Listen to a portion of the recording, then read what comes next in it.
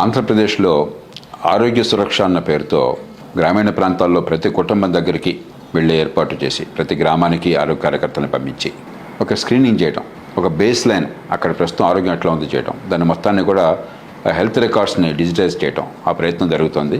ఆరోగ్య రంగంలో ఏ శ్రద్ధ చూపెట్టినా కూడా మనం దాన్ని ఆహ్వానించాలి. వివిధ రాష్ట్రాల్లో గత 10, 15, 20 సంవత్సరాలుగా కొంత ప్రయత్నం ఆరోగ్యం మీద జరుగుతోంది. తెలుగునాట రాజశేఖర రెడ్డి గారి కాలంలో ఆరోగ్యశ్రీ కావచ్చు, అలాగే ఇప్పుడు ఈ ఆరోగ్య సురక్ష కావచ్చు, ఏదో రూపంలో అధ్వాన్నంగా ఉన్న ఆరోగ్య వ్యవస్థలో కోటానుకోట్ల మంది ఈ దేశంలో పేదరికంలోకి పెడుతున్నారు అనారోగ్య కారణంగా, ఆరోగ్య ఖర్చుల కారణంగా, ఆరోగ్యం అందని కారణంగా. అలాంటి దేశంలో ఆరోగ్యం మీద శ్రద్ధ పెడితే దాన్ని మనం ఆహ్వానించాలి. అందున మనకి దీర్ఘకాల వ్యాధులు కేవలం ఇన్ఫెక్షన్లే కాకుండా, అంటువ్యాధులే కాకుండా, బీపీ కావచ్చు, డయాబెటీస్ కావచ్చు, లేకపోతే గుండె జబ్బు కావచ్చు, మూత్రపిండాల వ్యాధులు కావచ్చు, ఇలాంటివి బాగా పెరుగుతున్నాయి. ఎందుకంటే ఎప్పుడైతే సగటు వయసు పెరుగుతోందో, జీవనశైలి మారుతోందో, దీర్ఘకాల వ్యాధులు పెరుగుతున్నాయి. దానివల్ల వచ్చే పర్యవసానాలు ఉంటున్నాయి. కాబట్టి ఈ స్క్రీనింగ్ చేయడం కానీ, ప్రజలకు అందుబాటులో ఉండటం కానీ, హెల్త్ రికార్డ్స్ని తయారు చేయడం కానీ ఒక ఎక్సర్సైజ్గా మంచిదే.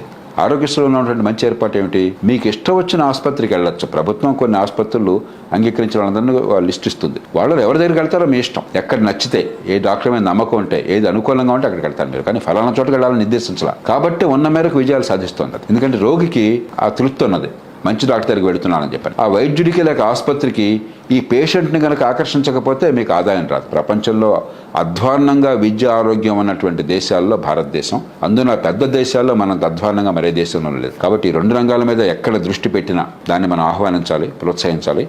ఆంధ్రప్రదేశ్లో ఆరోగ్య సురక్ష అన్న పేరుతో గ్రామీణ ప్రాంతాల్లో ప్రతి కుటుంబం దగ్గరికి వెళ్ళే ఏర్పాటు చేసి ప్రతి గ్రామానికి ఆరోగ్య కార్యకర్తలను పంపించి ఒక స్క్రీనింగ్ చేయడం, ఒక బేస్ లైన్ అక్కడ ప్రస్తుతం ఆరోగ్యం ఎట్లా ఉంది చేయడం, దాని మొత్తాన్ని కూడా హెల్త్ రికార్డ్స్ని డిజిటైజ్ చేయడం ఆ ప్రయత్నం జరుగుతుంది.